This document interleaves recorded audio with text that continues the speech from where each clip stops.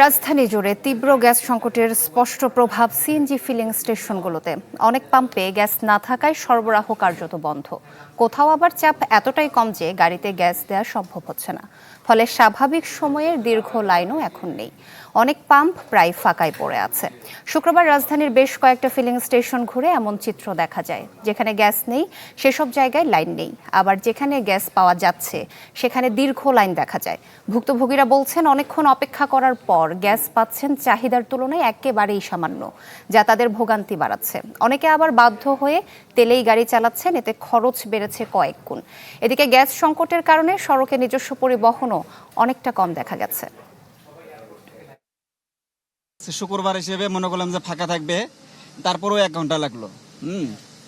আর gas ঢোকার কথা 600 650, gas ঢুকছে 295। আমি তো ভাড়ায় গাড়ি চালাই, 2 ট্রিপ মারবো, 2 ট্রিপ মারলে গ্যাস শেষে আবার এসে সিরিয়াল ধরতে হবে। এই 1 ঘন্টা সিরিয়াল দিয়া 100 টাকার গ্যাস পাইলাম। আমরা চাহিদা অনুযায়ী গ্যাস দিতে পারি না, কেননা আমাদের গ্যাস থাকেই না এখন বর্তমানে। 10 দিন পেরোলেও স্বাভাবিক হয়নি গ্যাস সরবরাহ, তাই দীর্ঘ হচ্ছে গ্রাহকদের ভোগান্তি। গ্যাস সংকটের খবর জানাতে রাজধানীর তেজগাঁও থেকে যুক্ত হচ্ছেন সুলতান মাহমুদ আরিফ। আরিফ, গ্যাসের যে সংকট, এতে কিন্তু ভোগান্তি বেড়েই চলেছে এবং আজকে আমরা যতটুকু জানতে পেরেছি যে কিছু কিছু ফিলিং স্টেশন বন্ধও রয়েছে। আপনি এখন যেখানে আছেন সেখানের চিত্রটি কি? নগদ নিয়ে এলো হার না মানা হার অফার। সর্বনিম্ন 10,000 টাকা রেমিটেন্স নগদে পাঠালে থাকছে স্বর্ণের হার জেতার সুযোগ। আসলে কিছু কিছু বলতে বলা যায় যে সবগুলোই ফিলিং স্টেশন বন্ধ রয়েছে। বর্তমানে আমি যেখানে রয়েছে এখানে সকাল থেকে বলা যায় যে কিছুটা গ্যাস এখানে দেওয়া হয়েছিল, তবে সেটা একেবারেই প্রয়োজনের তুলনায় কম। এবং এরপরে যখন দুপুর গড়াচ্ছে ঠিক তখনই আমরা দেখছি গ্যাস দেওয়া একেবারেই বন্ধ রয়েছে। বর্তমানে বলা যায় যে এখানে কোনো গ্যাস দেওয়াই হচ্ছে না এবং যারা গ্যাসে চালাচ্ছেন গাড়ি তারা বাধ্য হয়ে তেলে তাদেরকে গাড়ি চালাতে হচ্ছে। তাতে করে আমরা তাদের সাথে কথা বলেছি, তারা বলছেন যে গ্যাসে গাড়ি চালালে তাদের যে পরিমাণ খরচ হয় এখন তেলে চালাতে গিয়ে তার চেয়ে কয়েক গুণ বেশি তাদের খরচ হচ্ছে। অপরদিকে যারা ফিলিং স্টেশনে যারা কর্তৃপক্ষ রয়েছেন তাদের সাথে আমরা কথা বলেছি, আসলে তারা বলছেন এই সংকট ঠিক কখন নাগাদ কাটবে সেটি কিন্তু বলা যাচ্ছে না। আমরা একজনের সাথে একটু কথা বলবো, একজন ভুক্তভোগী, একজন ড্রাইভার তিনি রয়েছেন, আমরা একটু তার সাথে কথা বলবো। তিনি কতক্ষণ পর্যন্ত এখানে অপেক্ষা করছেন, তাহলে তার মাধ্যমে আমরা চিত্রটা একটু তুলে ধরতে পারবো। আপনি ঠিক এখানে কখন এসেছেন, কতক্ষণ পর্যন্ত অপেক্ষা করছেন এবং এর আগে কয়েকটা ফিলিং স্টেশন আপনি গিয়েছেন? আমি তো মূলত আজিমপুর থেকে আসছি। আমার প্রতিদিনই আসা লাগে লিন্ডে অক্সিজেন নিতে।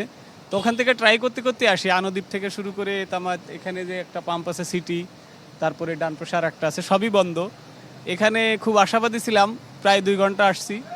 আজকে ফ্রাইডে অনেক কম গাড়ি দেখলাম, তা ওই চান্সে লাগাইছি। বিগত 1 সপ্তাহ হচ্ছে আমি তেলেই গাড়ি চালাচ্ছি, তাই খুশি হয়ে লাগাইছিলাম। এখন দেখলাম 2 ঘন্টা অপেক্ষা করার পরেও লাইনের কাছাকাছি আসলে গ্যাসটা ওনারা বন্ধ করে দিছে, বললো যে আমাদের এখানে গ্যাস নেই। এখনও বলতে পারতেছে না যে কখন আসবে।